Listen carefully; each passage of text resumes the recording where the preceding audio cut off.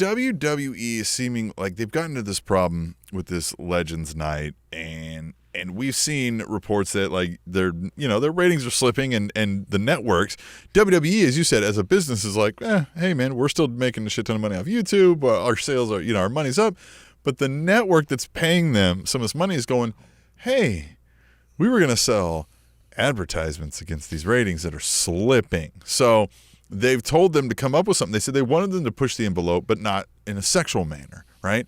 Try to find something. They don't have anything. What I mean? But they don't have anything. And first of all, why not in a sexual manner? Everything's sexual. I mean, I get what you're saying. Like, don't go over the top, like tits and ass, but like you can incorporate in the storylines that some people are fucking. Like, we're grown-ups. We can handle that, right? Or kissing, because, let's say it's for, because it's for families, right? A 10-year-old has kissed another kid on the playground. At least I did. Right. You weren't. Yeah. Nerd. You're a dork. But you can at least say because that was the thing. I mentioned the Murphy and Aaliyah angle, right? That now has just been dropped, right? What's the latest on them? Right? We don't fucking know because we can't. They just let it go. Right. But no, what I'm saying is love is a huge part of entertainment. Watch any fucking show. Right? It's a huge part of life. It's one of the most driving motivators of almost any story you get told on television or movies or anything. And yet, in WWE world, we get a romantic relationship once every 10 years? Because what was the one before Blake and Aaliyah? Yeah, I don't know. Trish and Christian at WrestleMania 20? Some of the ones that we do get wind up in the birth of a hand. So I still think that was funny. I'm okay with that one. Again, at least make it a memory. We can talk about it. We know exactly what you're saying. We know That's the thing. That's one tangent I want to go on about this whole WWE product is they're not creating good stories, right? But then they're not even creating memories. Memorable ones, yeah.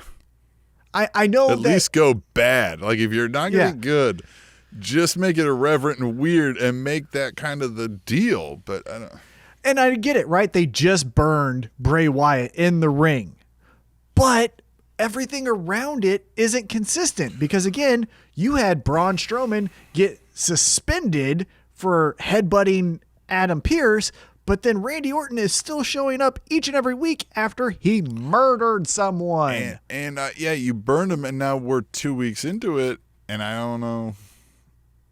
I don't need the he's back in a month, right? Rushing it like CM Punk, the Summer of Punk kind of stuff. I'm just saying, if you're going to go weird, but be consistent with your storytelling. Why is everybody not like scared to even be in the same hallway as Randy Orton? Like, he should be the number one guy talked about on all WWE programming. NXT, they should have Tommaso Ciampa come out and be like, I'm going to be the locker room leader. Not like how Randy Orton was, because we know how that ended, but I'm going to be the locker room leader. And then on SmackDown, Roman Reigns is talking about how he's going to be the head of the table and he'll push it to the limit, but not like Randy Orton. Like, Randy Orton should be the number one thing they talk about because he murdered someone.